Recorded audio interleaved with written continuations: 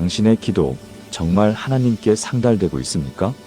매일 새벽 기도를 나가도 금식하며 기도해도 응답이 없다고 느끼시나요? 혹시 이렇게 생각하지 않으셨나요?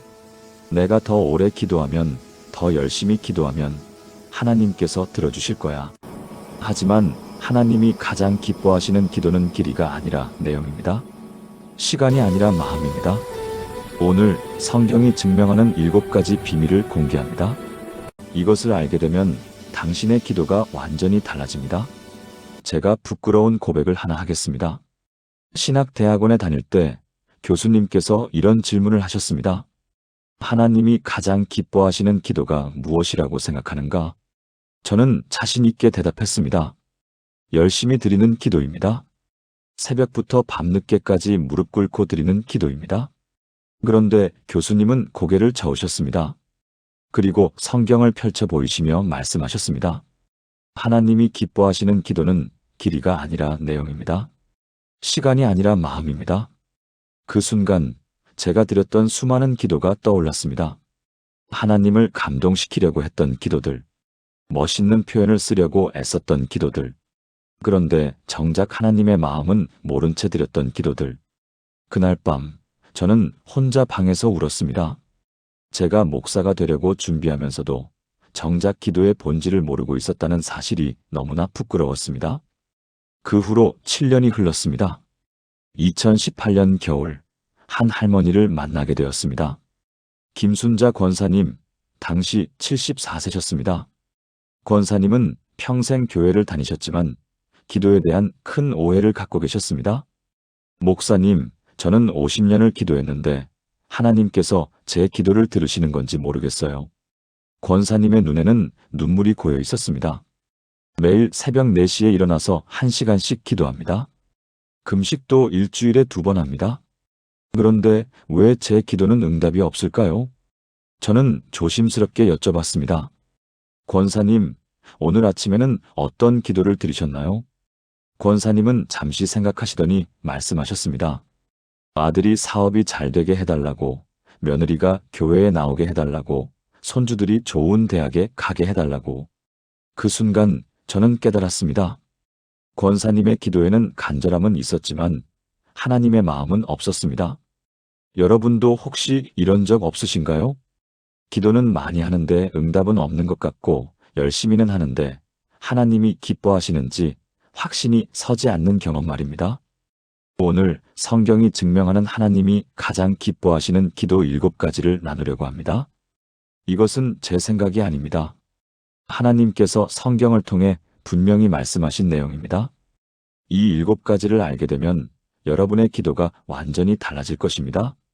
그리고 하나님께서 여러분의 기도에 응답하시는 놀라운 경험을 하게 되실 것입니다. 첫 번째, 겸손한 마음으로 드리는 기도. 여러분은 혹시 이런 생각 해보신 적 있으신가요? 나는 다른 사람보다 더 열심히 기도하는데 왜 하나님은 내 기도를 들어주시지 않으실까? 나는 11조도 빠짐없이 드리고 봉사도 많이 하는데 왜 응답이 없을까? 이런 생각이 드는 순간 우리는 이미 하나님이 가장 싫어하시는 기도를 드리고 있는 것입니다. 그것은 바로 교만한 마음의 기도입니다. 예수님께서 직접 말씀하신 비유가 있습니다. 누가복음 18장 9절부터 14절까지의 말씀입니다. 또 자기를 의롭다고 믿고 다른 사람을 멸시하는 자들에게 이 비유로 말씀하시되 두 사람이 기도하러 성전에 올라가니 하나는 바리새인이요 하나는 세리라. 바리새인은 서서 따로 기도하여 이르되 하나님이여 나는 다른 사람들 곧 토색, 불에, 간음을 하는 자들과 같지 아니하고 이 세리와도 같지 아니함을 감사하나이다. 나는 일회에 2번씩 금식하고 또 소득의 11조를 드리나이다 하고 세리는 멀리 서서 감히 눈을 들어 하늘을 쳐다보지도 못하고 다만 가슴을 치며 이르되 하나님이여 불쌍히 여기소서 나는 죄인이로소이다 하였느니라. 내가 너희에게 이르노니 이에 저 바리새인이 아니라 이 사람이 의롭다 하심을 받고 그의 집으로 내려갔느니라. 이 말씀은 당시 사람들에게 엄청난 충격이었습니다. 왜냐하면 바리새인은 모든 사람이 존경하는 종교 지도자였고 세리는 모든 사람이 멸시하는 죄인이었기 때문입니다. 그런데 예수님은 바리새인의 기도가 아니라 세리의 기도를 하나님이 기뻐하신다고 말씀하셨습니다. 바리새인의 기도를 자세히 보세요. 그는 감사합니다라고 말하지만 실제로는 자기 자랑을 하고 있습니다. 나는 다른 사람들과 같지 않습니다. 나는 이런 일을 합니다. 나는 저런 일을 합니다. 온통 나입니다. 하나님이 아니라 자기 자신이 중심입니다. 반면에 세리는 어떻게 기도했습니까? 하나님이여 불쌍히 여기소서. 나는 죄인이로소이다. 단 한 문장입니다. 하지만 이 한 문장 안에 진정한 겸손이 담겨 있습니다. 그는 자신의 죄를 인정했습니다. 자신이 하나님 앞에 설 자격이 없다는 것을 알았습니다. 오직 하나님의 은혜만이 자신을 살릴 수 있다는 것을 고백했습니다. 그러자 예수님께서 선포하셨습니다. 이 사람이 의롭다 하심을 받고 그의 집으로 내려갔느니라. 여러분, 하나님은 우리의 기도 시간을 재시지 않습니다. 하나님은 우리의 기도 내용을 평가하시지도 않습니다. 하나님은 우리의 마음을 보십니다. 겸손한 마음으로 나아오는 사람, 자신의 죄를 인정하고 하나님의 은혜를 구하는 사람, 그런 사람의 기도를 하나님은 기뻐하십니다.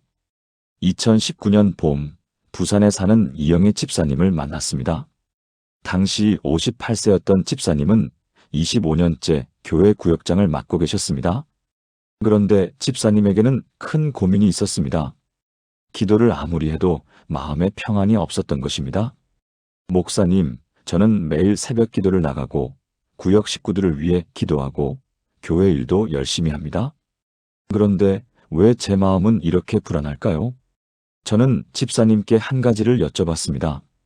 집사님, 혹시 기도하실 때 이 정도면 하나님께서 들어주시겠지라는 생각하신 적 있으세요? 집사님은 깜짝 놀라셨습니다. 어떻게 하셨어요? 사실 저는 늘 그런 생각을 했어요. 내가 이만큼 열심히 하는데 하나님께서 내 기도를 안 들어주실 리 없다고요. 저는 집사님께 누가복음 18장 말씀을 함께 읽었습니다. 그리고 말씀드렸습니다. 집사님, 우리의 의는 더러운 옷과 같습니다. 우리가 아무리 많은 일을 해도 그것으로 하나님 앞에 설 수는 없습니다. 오직 하나님의 은혜만이 우리를 의롭게 합니다. 집사님은 그날 밤 혼자 기도하셨다고 합니다. 평생 처음으로 자신의 교만을 회개하는 기도를 드렸다고 합니다. 하나님, 죄송합니다. 저는 제가 뭔가 대단한 사람인 줄 알았습니다. 제가 열심히 하면 하나님께서 당연히 들어주실 거라고 생각했습니다. 용서해 주세요. 저는 죄인입니다. 하나님의 은혜 없이는 아무것도 할 수 없는 죄인입니다. 그 기도를 드린 후 3일째 되던 날이었습니다. 집사님은 새벽 기도를 마치고 집으로 돌아오는 길에 이상한 경험을 하셨습니다. 갑자기 마음에 큰 평안이 찾아왔던 것입니다. 25년 동안 교회를 다니면서 한 번도 느껴보지 못한 평안이었습니다.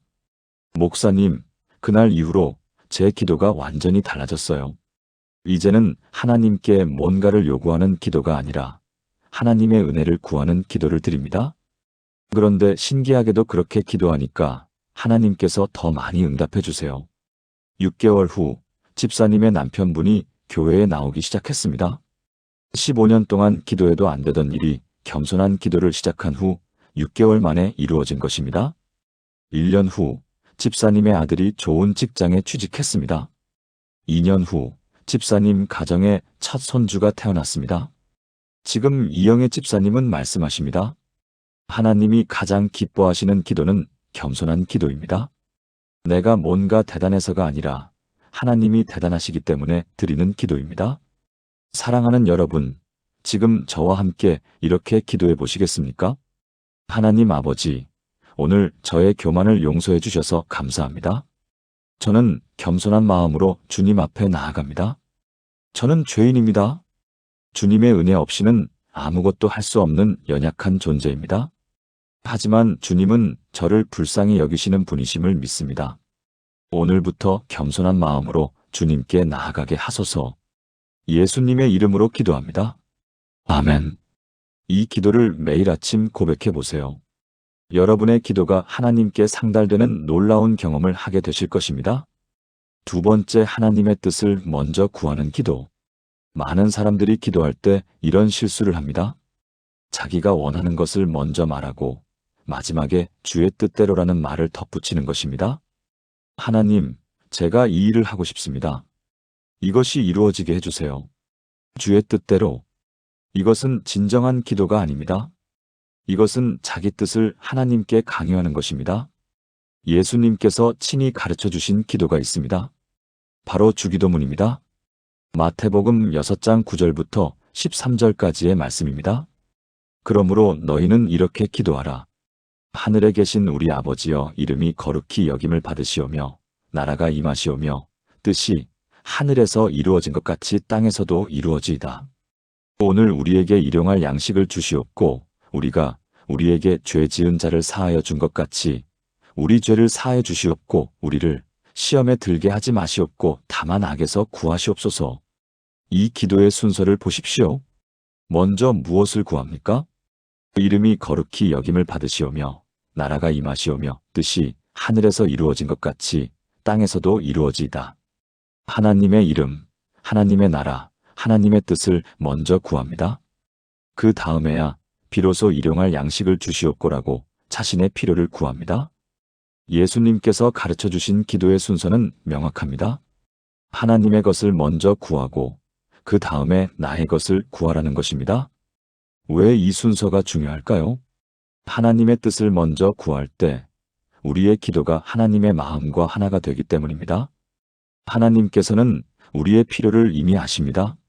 마태복음 6장 8절에서 예수님께서 이렇게 말씀하셨습니다. 구하기 전에 너희에게 있어야 할 것을 하나님 너희 아버지께서 아시느니라. 하나님은 이미 아십니다. 우리가 무엇이 필요한지, 우리에게 무엇이 좋은지 다 아십니다. 그런데 왜 기도하라고 하실까요? 그것은 우리가 하나님의 마음을 알기를 원하시기 때문입니다. 우리가 하나님의 뜻과 하나 되기를 원하시기 때문입니다.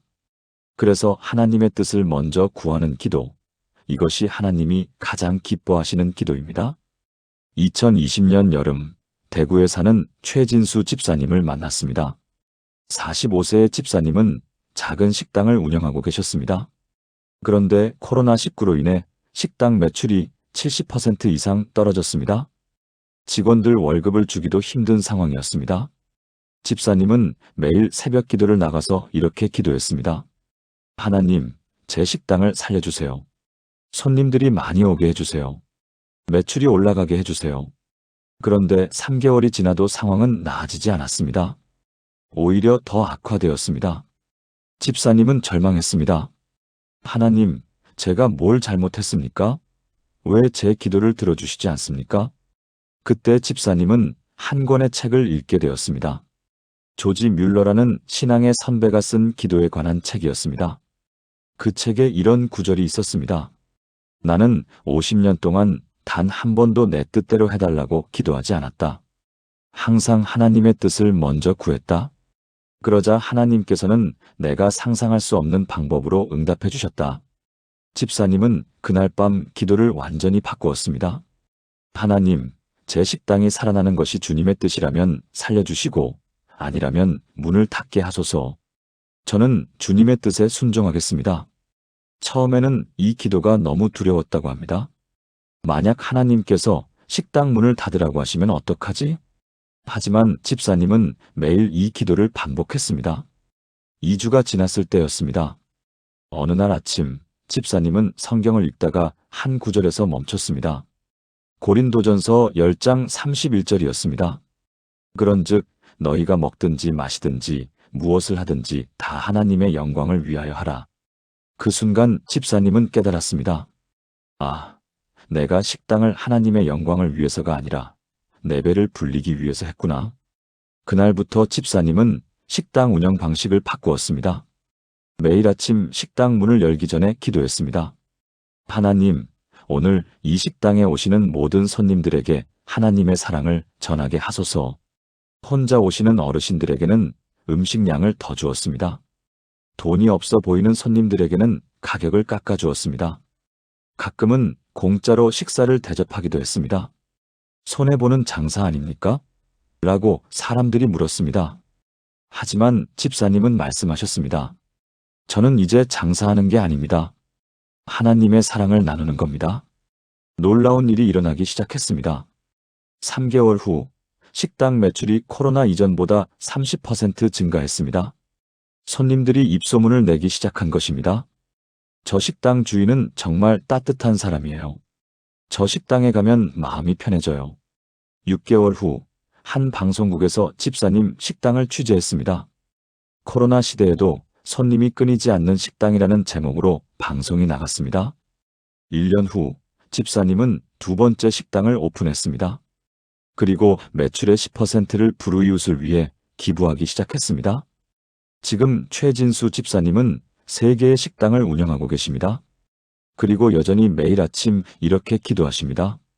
하나님, 주의 뜻이 이루어지게 하소서. 집사님은 이렇게 간증하십니다. 제가 제 뜻대로 하려고 할 때는 모든 것이 막혔습니다. 하지만 하나님의 뜻을 먼저 구했을 때 하나님께서 상상할 수 없는 축복을 부어주셨습니다. 사랑하는 여러분, 지금 저와 함께 이렇게 기도해 보시겠습니까? 하늘에 계신 우리 아버지, 오늘 저는 제 뜻이 아닌 주님의 뜻을 구합니다. 주님의 이름이 거룩히 여김을 받으시오며 주님의 나라가 임하시오며 주님의 뜻이 하늘에서와 같이 땅에서도 이루어지기를 간구합니다. 제 계획이 아닌 주님의 계획을 따라가기를 원합니다.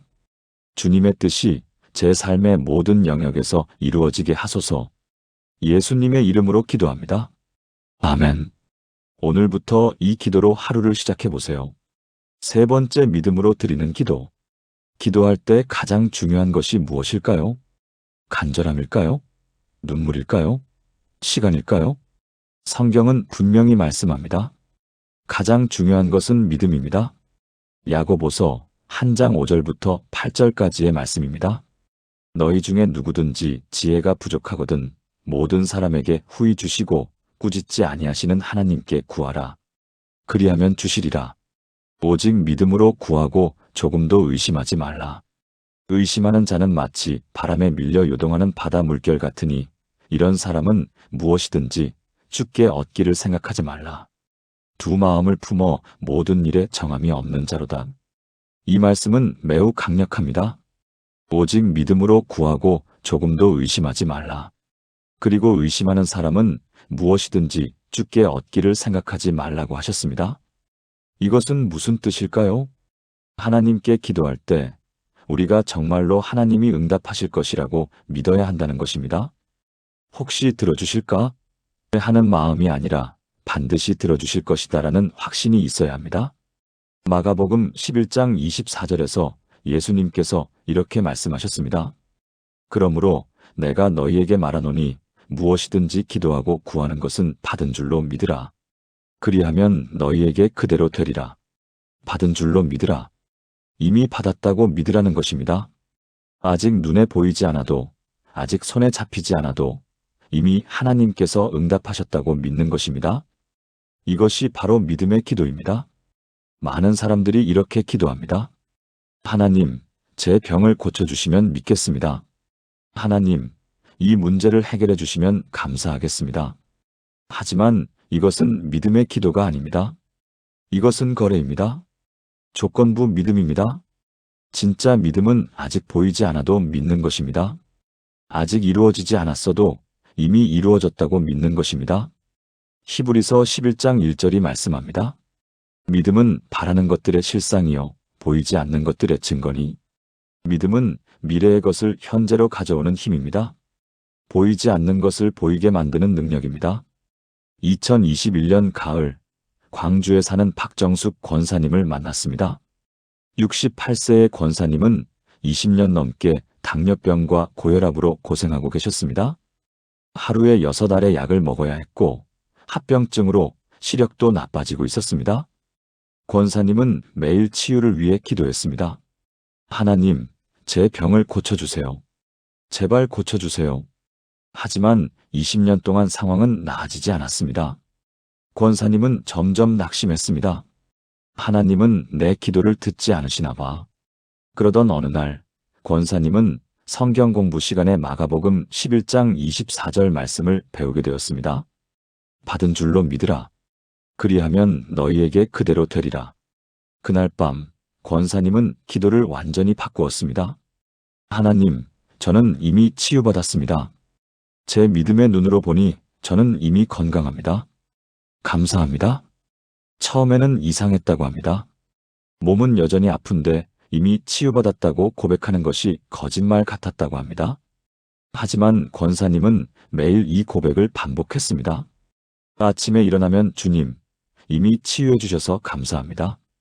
약을 먹을 때도 이 약은 제가 이미 받은 치유를 확인시켜주는 도구입니다. 병원에 갈 때도 제가 얼마나 건강해졌는지 확인하러 갑니다. 주변 사람들이 이상하게 생각했습니다. 권사님, 아직 아프시잖아요. 왜 치유받았다고 하세요? 하지만 권사님은 흔들리지 않았습니다. 내 눈에는 아직 아파 보여도 하나님의 눈에는 이미 치유되었어요. 나는 하나님의 눈으로 봅니다. 3주가 지났을 때였습니다. 아침에 일어났는데 몸이 이상하게 가벼웠습니다. 평소보다 활력이 느껴졌습니다. 1개월 후 병원에서 검사를 받았습니다. 의사가 놀란 표정으로 말했습니다. 권사님, 혈당 수치가 많이 좋아졌네요. 약을 줄여도 될 것 같습니다. 2개월 후 또 검사를 받았습니다. 이번에는 의사가 더 놀랐습니다. 이해가 안 됩니다. 20년 동안 나빠지기만 하던 수치가 갑자기 좋아지다니. 권사님, 무슨 특별한 치료라도 받으셨습니까? 권사님은 웃으며 대답했습니다. 네, 받았습니다. 믿음의 기도라는 치료를요. 6개월 후 권사님은 하루 6알 먹던 약을 3알로 줄였습니다. 1년 후 2알로 줄였습니다. 2년이 지난 지금 박정숙 권사님은 단 1알의 약만 먹고 계십니다. 그것도 예방 차원일 뿐 혈당과 혈압은 모두 정상 수치를 유지하고 있습니다. 시력도 좋아져서 안경 없이도 성경책을 읽을 수 있게 되었습니다. 권사님은 지금도 매일 아침 이렇게 고백하십니다. 주님, 이미 치유해 주셔서 감사합니다. 저는 믿음으로 이미 받았습니다. 권사님은 이렇게 간증하십니다. 20년 동안 고쳐주세요라고 기도할 때는 아무 변화가 없었습니다. 하지만 이미 치유받았습니다라고 믿음으로 고백하기 시작했을 때 하나님께서 역사하셨습니다. 믿음이 없으면 하나님도 일하실 수 없으십니다. 사랑하는 여러분, 지금 저와 함께 이렇게 기도해 보시겠습니까? 전능하신 하나님, 저는 오늘 믿음으로 기도합니다. 아직 보이지 않아도 주님께서 이미 응답하셨음을 믿습니다. 제가 구한 것을 이미 받은 줄로 믿습니다. 의심하지 않고 두 마음을 품지 않고 오직 주님만 신뢰합니다. 주님의 능력을 믿습니다. 주님의 약속을 믿습니다. 주님의 사랑을 믿습니다. 예수님의 이름으로 기도합니다. 아멘. 여러분도 이 믿음의 고백을 매일 하십시오. 4번째 감사의 기도. 우리는 보통 무엇인가 필요할 때 기도합니다.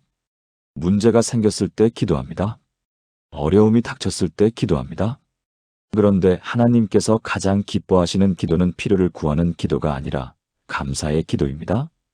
빌립보서 4장 6절부터 7절까지의 말씀입니다. 아무것도 염려하지 말고 다만 모든 일에 기도와 간구로 너희 구할 것을 감사함으로 하나님께 아뢰라. 그리하면 모든 지각에 뛰어난 하나님의 평강이 그리스도 예수 안에서 너희 마음과 생각을 지키시리라. 이 말씀에서 주목해야 할 단어가 있습니다. 감사함으로. 기도할 때 감사함으로 하라는 것입니다. 문제를 아뢰되 감사함으로 아뢰라는 것입니다. 이것이 무슨 뜻일까요? 문제가 있어도 감사할 수 있다는 뜻입니다. 어려움이 있어도 감사할 이유가 있다는 뜻입니다. 데살로니가전서 5장 18절은 더 명확합니다. 범사에 감사하라. 이것이 그리스도 예수 안에서 너희를 향하신 하나님의 뜻이니라. 범사에 감사하라고 하셨습니다. 좋은 일이 있을 때만이 아니라 모든 일에 감사하라는 것입니다. 왜 하나님은 감사의 기도를 이렇게 강조하실까요? 감사는 우리의 영적 눈을 열어주기 때문입니다. 감사할 때 우리는 하나님께서 이미 베푸신 은혜를 보게 됩니다. 감사할 때 우리는 하나님께서 함께 계심을 경험합니다. 감사할 때 우리는 문제보다 하나님이 더 크시다는 것을 깨닫습니다. 감사는 단순한 좋은 태도가 아닙니다. 감사는 영적 전쟁에서 승리하는 무기입니다. 불평과 원망은 사탄에게 문을 열어주지만 감사는 하나님의 능력을 불러옵니다. 2022년 봄, 인천에 사는 김철호 집사님을 만났습니다. 52세의 집사님은 건설회사에서 20년 넘게 일하셨는데 갑자기 회사가 부도나면서 하루아침에 일자리를 잃었습니다. 퇴직금도 받지 못했습니다. 대학생인 두 아들의 등록금이 걱정이었습니다. 집사님은 매일 구직 활동을 했지만 50대의 나이에 취직하기는 쉽지 않았습니다. 3개월이 지나자 저축한 돈이 바닥나기 시작했습니다. 집사님은 절망했습니다. 기도를 해도 응답이 없었습니다. 하나님, 왜 이런 시련을 주십니까? 제가 뭘 잘못했습니까? 원망과 불평이 마음을 가득 채웠습니다. 교회에 나가는 것도 힘들어졌습니다. 하나님께 화가 났기 때문입니다. 그러던 어느 일요일 목사님의 설교 말씀이 집사님의 마음에 꽂혔습니다. 범사에 감사하라. 이것이 하나님의 뜻입니다. 집사님은 생각했습니다. 감사? 이 상황에서 무엇을 감사하란 말인가? 직장도 없고 돈도 없고 미래도 보이지 않는데? 하지만 성령님께서 계속 마음에 말씀하셨습니다. 감사하라. 감사하라. 그날 밤 집사님은 결단했습니다. 좋아, 감사해보자. 감사할 것이 없어도 억지로라도 감사해보자. 처음에는 정말 억지였습니다. 하나님, 감사합니다. 직장을 잃었지만, 그래도 건강은 있으니 감사합니다. 하나님, 감사합니다. 돈은 없지만, 그래도 가족은 있으니 감사합니다. 매일 아침 일어나면 감사 제목 10가지를 찾아서 기도했습니다. 처음 일주일은 정말 힘들었습니다. 감사할 것을 억지로 짜내야 했습니다. 하지만 2주째부터 변화가 일어나기 시작했습니다. 감사 제목이 저절로 보이기 시작한 것입니다. 오늘 아침 해가 떴다. 감사합니다. 아내가 아침밥을 지어줬다. 감사합니다. 아들들이 건강하다. 감사합니다. 오늘도 숨을 쉴 수 있다. 감사합니다. 3주째 집사님의 마음에 평안이 찾아왔습니다. 여전히 직장은 없었지만 마음이 가벼워졌습니다. 한 달째 놀라운 일이 일어났습니다. 15년 만에 연락이 끊겼던 옛 동료에게서 전화가 왔습니다. 철호야, 우리 회사에서 경력직을 뽑는데 내가 생각났어. 면접 한번 봐볼래? 집사님은 면접을 봤습니다. 그리고 바로 합격했습니다. 급여는 이전 회사보다 20% 더 높았습니다. 출퇴근 거리도 30분이나 가까워졌습니다. 2개월째 회사에서 인정받기 시작했습니다. 3개월째 팀장으로 승진했습니다. 6개월째 집사님은 놀라운 깨달음을 얻었습니다. 아, 하나님께서 나를 이전 회사에서 나오게 하신 것은 더 좋은 곳으로 인도하시기 위함이었구나. 1년 후 이전 회사는 완전히 문을 닫았습니다. 만약 집사님이 그 회사에 계속 있었다면 더 큰 피해를 입었을 것입니다. 지금 김철호 집사님은 말씀하십니다. 실직했을 때는 세상이 무너지는 것 같았습니다. 하지만 감사의 기도를 시작했을 때 하나님의 계획이 보이기 시작했습니다. 하나님은 제가 보지 못하는 미래를 이미 준비하고 계셨습니다. 집사님은 지금도 매일 아침 감사 일기를 씁니다. 하루에 최소 10가지 감사 제목을 찾아서 기도합니다. 그러자 삶이 완전히 달라졌습니다. 문제가 생겨도 감사할 이유를 찾게 되었습니다. 어려움이 와도 하나님의 선한 계획을 신뢰하게 되었습니다. 사랑하는 여러분, 지금 저와 함께 이렇게 기도해 보시겠습니까? 사랑의 하나님, 오늘 제게 주신 모든 것을 감사드립니다. 좋은 일도 감사하고 어려운 일 속에서도 감사합니다. 주님께서 모든 것을 합력하여 선을 이루심을 믿기 때문입니다. 범사에 감사하는 마음을 주소서. 불평 대신 감사를, 원망 대신 찬양을 드리게 하소서. 감사함으로 주님께 나아갑니다. 예수님의 이름으로 기도합니다. 아멘. 오늘부터 감사의 기도를 시작해 보세요. 하루에 한 가지라도 좋습니다. 감사 제목을 찾아서 기도하십시오. 그러면 여러분의 영적 눈이 열리고 하나님의 은혜가 보이기 시작할 것입니다. 5번째, 이웃을 위한 중보기도. 지금까지 우리는 나 자신을 위한 기도에 대해 나누었습니다. 겸손한 마음으로 하나님의 뜻을 구하며 믿음으로, 감사함으로 드리는 기도 말입니다. 그런데 하나님께서 특별히 기뻐하시는 기도가 또 있습니다. 그것은 바로 다른 사람을 위해 드리는 중보기도입니다. 야고보서 5장 16절이 말씀합니다. 그러므로 너희 죄를 서로 고백하며 병이 낫기를 위하여 서로 기도하라. 의인의 간구는 역사하는 힘이 큼이니라. 서로 기도하라. 나만을 위해 기도하는 것이 아니라 서로를 위해 기도하라는 것입니다. 예수님께서 이 땅에 계실 때 가장 많이 하신 기도가 무엇이었을까요? 요한복음 17장을 보면 예수님의 대제사장적 기도가 나옵니다. 놀랍게도 이 기도의 대부분은 제자들을 위한 기도였습니다. 아버지, 이들을 지켜주소서. 이들을 거룩하게 하소서. 이들이 하나 되게 하소서. 예수님은 십자가에 달리시기 전날 밤 자신을 위해 기도하신 것이 아니라 제자들을 위해 기도하셨습니다. 심지어 십자가 위에서도 예수님은 자신을 못 박은 사람들을 위해 기도하셨습니다. 아버지, 저들의 죄를 용서하여 주옵소서. 자기들이 하는 것을 알지 못함이니이다. 이것이 바로 중보기도의 본입니다. 자기 자신의 고통보다 다른 사람의 구원을 먼저 생각하는 기도입니다. 하나님께서는 이런 기도를 특별히 기뻐하십니다. 왜냐하면 이것은 하나님의 마음과 똑같기 때문입니다. 하나님은 모든 사람이 구원받기를 원하십니다. 하나님은 한 영혼이라도 잃어버리기를 원치 않으십니다. 그래서 다른 사람을 위해 기도하는 사람을 하나님은 크게 사용하십니다. 디모데전서 2장 1절부터 4절까지의 말씀입니다.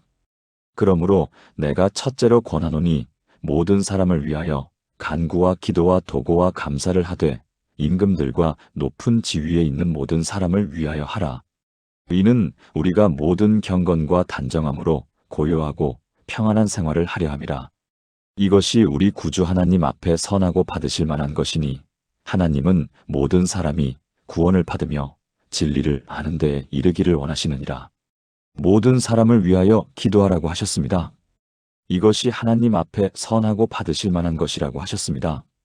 2023년 초 울산에 사는 송미라 권사님을 만났습니다. 65세의 권사님은 30년째 새벽 기도를 나가고 계셨습니다. 그런데 권사님에게는 큰 아픔이 있었습니다. 35세 된 딸이 10년 전부터 교회를 나오지 않았던 것입니다. 대학 시절 남자친구를 만나면서 신앙을 잃었고 결혼 후에는 완전히 하나님을 떠났습니다. 권사님은 10년 동안 매일 딸을 위해 기도했습니다. 하나님, 제 딸을 교회로 돌아오게 해주세요. 하지만 아무 변화가 없었습니다. 오히려 딸은 권사님이 기도하는 것을 싫어했습니다. 엄마, 그만 좀 하세요. 저는 교회 안 갈 거예요. 권사님은 점점 낙심했습니다. 그러던 어느 날 권사님은 한 선교사님의 간증을 듣게 되었습니다. 선교사님은 북한 주민들을 위해 30년 동안 기도해 왔다고 했습니다. 한 번도 만나본 적 없는 사람들을 위해, 한 번도 가본 적 없는 땅을 위해 기도해 왔다고 했습니다. 권사님은 깨달았습니다. 나는 내 딸만을 위해 기도했구나. 다른 사람의 자녀들은 생각하지 않았구나. 그날부터 권사님은 기도를 바꾸었습니다. 자기 딸만이 아니라 다른 사람들의 자녀들도 함께 기도하기 시작했습니다. 하나님, 신앙을 잃은 모든 청년들을 불쌍히 여겨주소서. 하나님, 교회를 떠난 모든 자녀들이 돌아오게 하소서. 하나님, 이 시대의 청년들에게 하나님을 만나는 은혜를 주소서. 권사님은 교회에서 청년부를 위한 중보기도팀을 만들었습니다. 자기 자녀가 교회에 나오든 안 나오든 상관없이 모든 어머니들이 모여서 청년들을 위해 기도하기 시작했습니다. 매주 토요일 저녁 7시 10명의 어머니들이 모여서 1시간 동안 청년들을 위해 울며 기도했습니다. 이름도 모르는 청년들을 위해 기도했습니다. 3개월이 지났을 때였습니다.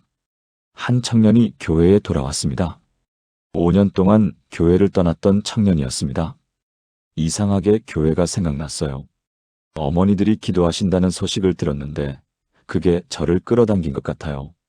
6개월 후 3명의 청년이 더 돌아왔습니다.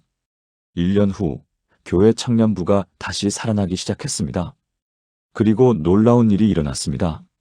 권사님의 딸이 교회에 나온 것입니다. 10년 만에 처음이었습니다. 딸은 이렇게 말했습니다. 엄마, 제가 교회에 나오지 않는 동안에도 엄마가 저만 위해 기도한 게 아니라는 걸 알았어요. 다른 사람들도 위해 기도하는 걸 보면서 생각했어요. 우리 엄마의 기도는 진짜구나. 자기 욕심이 아니라 정말 하나님의 마음이구나. 그래서 다시 와보고 싶었어요. 지금 송미라 권사님의 딸은 청년부 리더로 섬기고 있습니다. 그리고 권사님은 여전히 매주 토요일 저녁 다른 어머니들과 함께 청년들을 위해 기도하고 계십니다. 권사님은 이렇게 말씀하십니다. 제 딸만 위해 기도할 때는 아무 일도 일어나지 않았습니다. 하지만 다른 사람들의 자녀들도 함께 기도하기 시작했을 때 하나님께서 역사하셨습니다. 하나님은 이기적인 기도가 아니라 다른 사람을 위한 기도를 들으십니다. 사랑하는 여러분, 지금 저와 함께 이렇게 기도해 보시겠습니까? 긍휼이 풍성하신 하나님, 오늘 저는 저만이 아니라 다른 사람들을 위해 기도합니다. 하나님을 떠난 모든 영혼들이 주님께 돌아오게 하소서. 고통받는 모든 사람들에게 주님의 위로를 주소서. 병든 자들을 고쳐주시고 슬퍼하는 자들을 위로하시고 길 잃은 자들을 인도하소서. 제 가족뿐만 아니라 이 땅의 모든 가정에 주님의 은혜가 임하게 하소서. 예수님의 이름으로 기도합니다. 아멘. 여러분, 오늘부터 한 사람이라도 좋습니다. 이름 석자를 정해서 그 사람을 위해 매일 기도해 보세요. 중보기도의 능력을 경험하게 되실 것입니다. 6번째, 성령 안에서 드리는 기도. 많은 사람들이 기도할 때 이런 어려움을 겪습니다. 무슨 말을 해야 할지 모르겠어요. 기도하고 싶은데 말문이 막혀요. 기도할 내용이 생각나지 않아요. 여러분도 이런 경험 있으신가요? 기도하려고 무릎을 꿇었는데 입이 떨어지지 않는 경험 말입니다. 하나님께는 할 말이 너무 많은데 정작 기도할 때는 한마디도 나오지 않는 경험 말입니다. 그럴 때 어떻게 해야 할까요? 성경은 놀라운 해답을 제시합니다. 로마서 8장 26절부터 27절까지의 말씀입니다. 이와 같이 성령도 우리의 연약함을 도우시나니 우리는 마땅히 기도할 바를 알지 못하나 오직 성령이 말할 수 없는 탄식으로 우리를 위하여 친히 간구하시느니라. 마음을 살피시는 이가 성령의 생각을 아시나니 이는 성령이 하나님의 뜻대로 성도를 위하여 간구하심이니라. 이 말씀이 얼마나 위로가 되는지 모릅니다. 우리는 마땅히 기도할 바를 알지 못하나 하나님도 우리가 모른다는 것을 아십니다. 우리가 무엇을 어떻게 기도해야 할지 모른다는 것을 하나님도 아십니다. 그래서 하나님께서는 성령님을 보내주셨습니다. 성령님이 우리를 대신해서 기도해 주십니다. 우리가 말로 표현할 수 없을 때 성령님이 말할 수 없는 탄식으로 기도해 주십니다. 그리고 그 기도는 하나님의 뜻대로 드려지는 기도입니다. 이것이 바로 성령 안에서 드리는 기도입니다. 유다서 1장 20절도 이렇게 말씀합니다. 사랑하는 자들아, 너희는 너희의 지극히 거룩한 믿음 위에 자신을 세우며 성령으로 기도하며 우리 능력으로가 아니라 성령님의 능력으로 기도하라는 것입니다. 우리 지혜로가 아니라 성령님의 지혜로 기도하라는 것입니다. 그렇다면 어떻게 성령 안에서 기도할 수 있을까요? 첫째, 성령님을 의지하는 것입니다. 성령님, 저는 무엇을 기도해야 할지 모릅니다. 저를 도와주소서. 둘째, 마음을 여는 것입니다. 우리의 계획과 생각을 내려놓고 성령님께서 인도하시도록 맡기는 것입니다. 셋째, 기다리는 것입니다. 조급하게 말을 만들어내지 않고 성령님께서 말씀하시기를 기다리는 것입니다. 2023년 여름, 제주도에 사는 한영자 권사님을 만났습니다. 72세의 권사님은 평생 교회를 다니셨지만 기도에 큰 어려움이 있었습니다. 무릎을 꿇으면 졸음이 쏟아졌고 기도할 말이 생각나지 않았습니다. 5분만 기도해도 할렐루야, 아멘 말고는 할 말이 없었습니다. 권사님은 자책했습니다. 나는 정말 믿음이 없는가 봐. 평생 교회를 다녔는데 기도 하나 제대로 못하니. 그러던 어느 날 권사님은 심한 감기에 걸렸습니다. 병원에 가서 약을 먹었지만 낫지 않았습니다. 한 달이 지나도 기침이 멈추지 않았습니다. 밤에 자다가 기침 때문에 깨는 날이 많았습니다. 권사님은 기도하고 싶었습니다. 치유를 위해 기도하고 싶었습니다. 하지만 여전히 기도할 말이 생각나지 않았습니다. 어느 날 새벽 권사님은 기침 때문에 잠에서 깼습니다. 시계를 보니 새벽 3시였습니다. 권사님은 무릎을 꿇었습니다. 그리고 처음으로 이렇게 기도했습니다. 성령님, 저는 무슨 말을 해야 할지 모르겠습니다. 도와주세요. 그 순간 이상한 일이 일어났습니다. 마음 깊은 곳에서 탄식이 올라왔습니다. 말로는 표현할 수 없는 깊은 탄식이었습니다. 권사님은 그냥 그 탄식을 내버려 두었습니다. 말을 만들어내려고 하지 않았습니다. 그냥 마음 깊은 곳에서 올라오는 그 무언가를 하나님께 드렸습니다. 얼마나 시간이 지났을까요? 시계를 보니 1시간이 지나 있었습니다. 놀랍게도 권사님은 1시간 동안 기도한 것입니다. 말로는 거의 아무것도 하지 않았는데 1시간이 지나갔습니다. 더 놀라운 것은 마음이 평안해졌다는 것입니다. 그리고 다음 날 아침 기침이 멈췄습니다. 한 달 동안 낫지 않던 기침이 하루 만에 사라진 것입니다. 권사님은 깨달았습니다. 아, 이게 성령 안에서 드리는 기도구나. 그날 이후로 권사님의 기도 생활이 완전히 바뀌었습니다. 더 이상 멋있는 말을 만들어내려고 애쓰지 않았습니다. 그냥 마음을 열고 성령님께 맡겼습니다. 때로는 말없이 눈물만 흘리기도 했습니다. 때로는 한 문장만 반복하기도 했습니다. 때로는 그냥 주님하고 부르기만 했습니다. 하지만 그 기도들은 권사님이 평생 드린 어떤 기도보다 깊고 능력 있는 기도였습니다. 3개월 후 권사님의 남편이 교회에 나오기 시작했습니다. 40년 동안 기도해도 안 되던 일이었습니다. 6개월 후 권사님의 아들이 좋은 소식을 가지고 왔습니다. 10년 동안 안 되던 사업이 풀리기 시작한 것입니다. 1년 후 권사님은 교회에서 중보기도팀을 이끌게 되었습니다. 기도할 말을 몰라서 고민하던 권사님이 이제는 다른 사람들에게 기도를 가르치게 된 것입니다. 권사님은 이렇게 간증하십니다. 평생 제 능력으로 기도하려고 했을 때는 5분도 기도하기 힘들었습니다. 하지만 성령님께 맡기고 기도하기 시작했을 때 1시간도 짧게 느껴졌습니다. 하나님이 기뻐하시는 기도는 우리가 만들어내는 말이 아니라 성령님께서 주시는 기도입니다. 사랑하는 여러분, 지금 저와 함께 이렇게 기도해 보시겠습니까? 보혜사 성령님, 오늘 저의 연약함을 아뢰옵니다. 저는 무엇을 어떻게 기도해야 할지 모릅니다. 하지만 주님께서는 아십니다. 성령님, 저를 대신해서 기도해 주소서. 말할 수 없는 탄식으로 저를 위해 간구해 주소서. 제 입술의 말이 아니라 성령님의 음성이 하나님께 상달되게 하소서. 성령 안에서 기도하게 하소서. 예수님의 이름으로 기도합니다. 아멘. 오늘부터 기도할 때 이렇게 시작해 보세요. 성령님 도와주세요. 그리고 여러분의 마음을 성령님께 열어드리세요. 성령님께서 여러분을 통해 기도하실 것입니다. 7번째, 쉬지 않고 드리는 기도. 마지막으로 하나님께서 가장 기뻐하시는 기도는 끊임없이 드리는 기도입니다. 데살로니가전서 5장 17절이 말씀합니다. 쉬지 말고 기도하라. 이 말씀을 처음 들으면 이렇게 생각합니다. 쉬지 말고 기도하라고? 그럼 24시간 무릎 꿇고 있어야 하나? 밥도 안 먹고 일도 안 하고 계속 기도만 하라는 건가? 아닙니다. 쉬지 말고 기도하라는 말씀은 24시간 무릎 꿇고 있으라는 뜻이 아닙니다. 이것은 삶 자체가 기도가 되어야 한다는 뜻입니다. 무릎 꿇는 시간뿐만 아니라 일하는 시간, 쉬는 시간, 모든 순간이 기도가 되어야 한다는 것입니다. 에베소서 6장 18절은 이렇게 말씀합니다. 모든 기도와 간구를 하되 항상 성령 안에서 기도하고 이를 위하여 깨어 구하기를 항상 힘쓰며 항상 기도하라고 하셨습니다.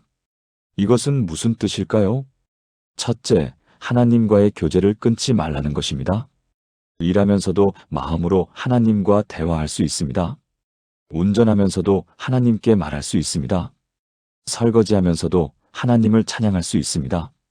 둘째, 모든 순간을 하나님께 의지하라는 것입니다. 작은 일도 하나님께 여쭤보는 것입니다. 큰 결정을 앞두고 하나님의 인도를 구하는 것입니다. 위기의 순간마다 하나님을 부르는 것입니다. 셋째, 감사와 찬양을 멈추지 말라는 것입니다. 좋은 일이 있을 때 주님 감사합니다 하는 것입니다. 아름다운 것을 볼 때 주님 놀랍습니다 하는 것입니다. 심지어 어려운 일이 있을 때도 주님 도와주소서 하는 것입니다. 이렇게 살 때 우리의 삶 자체가 기도가 됩니다. 이것이 바로 쉬지 않고 드리는 기도입니다. 2024년 초 서울에 사는 이정혜 집사님을 만났습니다. 48세의 집사님은 대형 병원에서 간호사로 일하고 계셨습니다. 하루 12시간씩 교대 근무를 하는 힘든 직업이었습니다. 집사님은 신앙생활을 열심히 하고 싶었지만 시간이 없었습니다. 새벽 기도를 나가고 싶어도 밤 근무를 하면 불가능했습니다. 수요 예배에 참석하고 싶어도 근무 시간과 겹쳤습니다.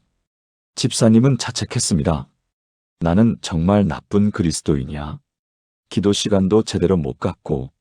그러던 어느 날 병원에서 응급 상황이 발생했습니다. 심정지 환자가 들어온 것입니다. 의료진이 총동원되어 심폐소생술을 시작했습니다.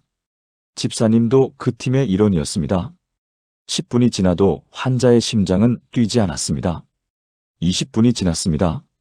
의사가 그만하자는 신호를 보냈습니다. 그 순간 집사님의 마음속에서 기도가 터져나왔습니다.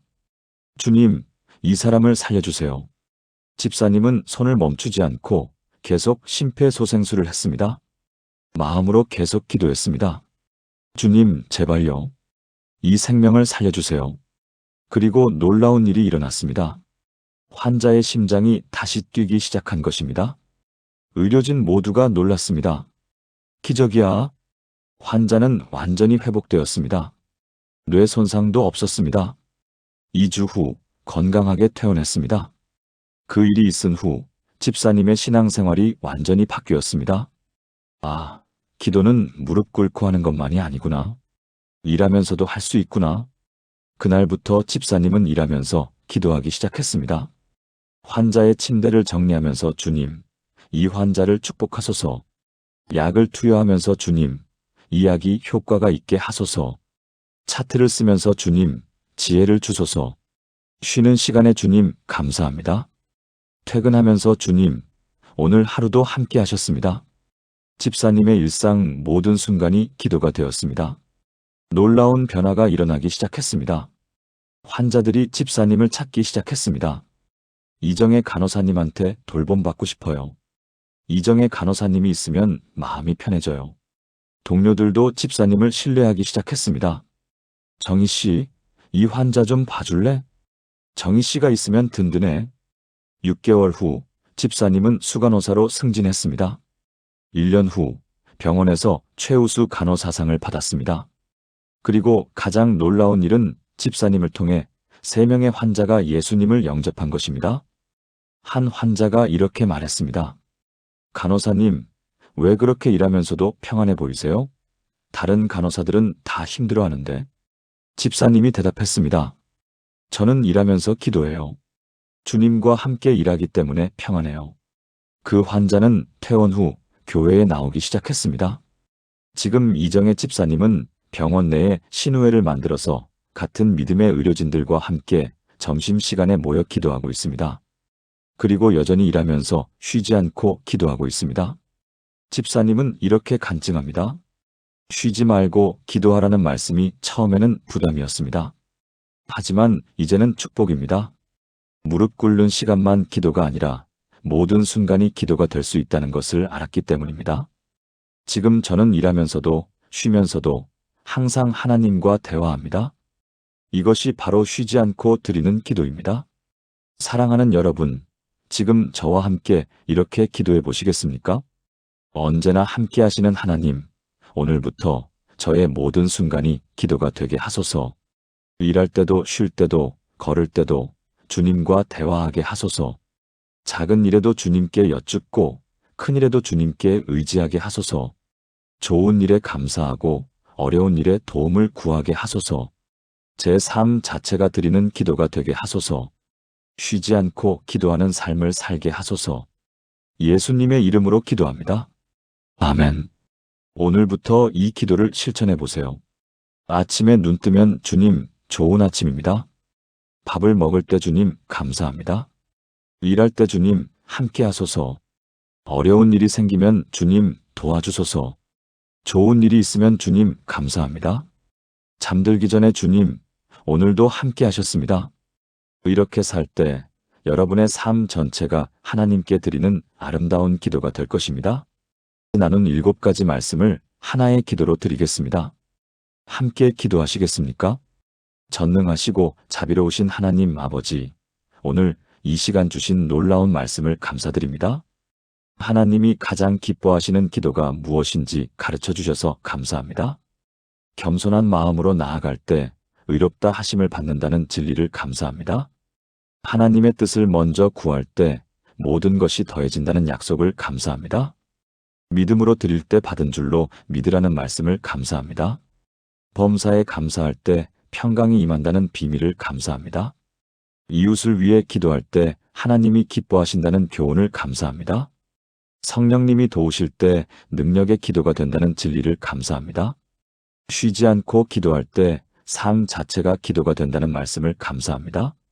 저는 오늘 고백합니다. 저는 겸손한 마음으로 주님 앞에 나아갑니다. 저는 죄인이며 오직 주님의 은혜로만 살아갑니다. 저는 제 뜻이 아닌 주님의 뜻을 구합니다. 주님의 나라가 임하고 주님의 뜻이 이루어지기를 간구합니다. 저는 믿음으로 기도합니다. 아직 보이지 않아도 주님께서 이미 응답하셨음을 믿습니다. 의심하지 않고 오직 주님만 신뢰합니다. 저는 범사에 감사합니다. 좋은 일도 감사하고 어려운 일 속에서도 감사합니다. 주님께서 모든 것을 합력하여 선을 이루심을 믿기 때문입니다. 저는 이웃을 위해 기도합니다. 제 가족뿐만 아니라 이 땅의 모든 영혼이 주님을 만나기를 간구합니다. 저는 성령님께 의지합니다. 저의 연약함을 아시고 저를 대신해서 기도해 주시는 성령님을 신뢰합니다. 저는 쉬지 않고 기도하겠습니다. 제 삶의 모든 순간이 주님께 드리는 기도가 되게 하소서. 오늘부터 저와 제 가족이 매일 이 7가지를 실천하게 하소서.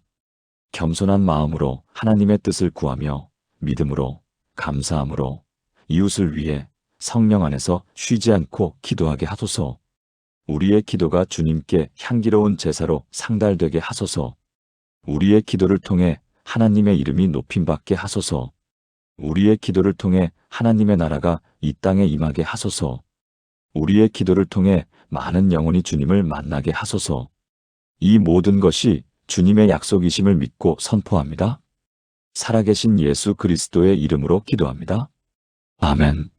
사랑하는 여러분, 오늘 우리는 하나님이 가장 기뻐하시는 기도 7가지를 나누었습니다. 첫째, 겸손한 마음으로 드리는 기도입니다. 자신의 의를 내세우지 않고 오직 하나님의 은혜를 구하는 기도입니다. 둘째, 하나님의 뜻을 먼저 구하는 기도입니다. 내 계획이 아닌 하나님의 계획을 따라가는 기도입니다. 셋째, 믿음으로 드리는 기도입니다. 의심하지 않고 이미 받은 줄로 믿는 기도입니다. 넷째, 감사의 기도입니다. 범사에 감사하며 문제 속에서도 하나님의 선하심을 고백하는 기도입니다. 다섯째, 이웃을 위한 중보기도입니다. 나만이 아니라 다른 사람을 위해 눈물로 드리는 기도입니다. 여섯째, 성령 안에서 드리는 기도입니다. 내 능력이 아닌 성령님의 능력으로 드리는 기도입니다. 일곱째, 쉬지 않고 드리는 기도입니다. 삶의 모든 순간을 하나님과 함께하는 기도입니다. 이 7가지는 단순한 기도 방법이 아닙니다. 이것은 성경이 증명하는 하나님의 마음입니다. 하나님께서 우리에게 원하시는 기도의 모습입니다. 여러분이 오늘부터 이 7가지를 실천하신다면 여러분의 기도 생활이 완전히 달라질 것입니다. 하나님께서 여러분의 기도에 응답하시는 놀라운 경험을 하게 되실 것입니다. 그리고 여러분을 통해 많은 사람들이 축복받게 될 것입니다. 오늘 이 말씀이 여러분의 마음에 깊이 새겨지기를 바랍니다. 여러분도 이 7가지 기도를 실천하시는 분이라면 아래 댓글란에 아멘이라고 남겨주세요. 그리고 이 말씀이 마음에 닿았다면 더 많은 분들이 함께 은혜 받을 수 있도록 좋아요와 구독 부탁드립니다. 여러분의 기도 생활에 하나님의 은혜가 넘치기를 축복합니다. 여러분의 모든 기도가 하나님께 향기로운 제사로 상달되기를 축복합니다. 여러분의 가정에 하나님의 평강이 충만하기를 축복합니다. 하나님께서 여러분과 함께 하시고 여러분을 지키시고 여러분에게 은혜를 베푸시기를 축복합니다. 예수 그리스도의 이름으로 축복합니다. 아멘.